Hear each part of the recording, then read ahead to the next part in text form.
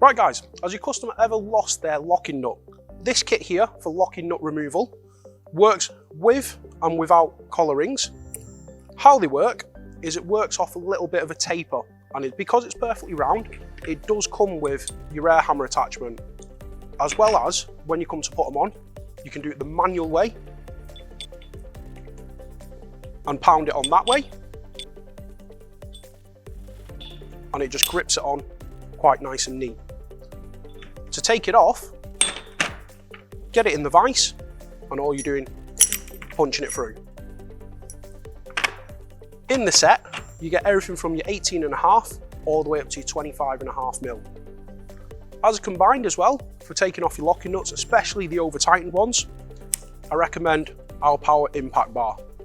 Pop it, once you've actually put this on the locking nut, pop it straight in, pound it and twist at the same time, and that's your impacting to take off the locking nut.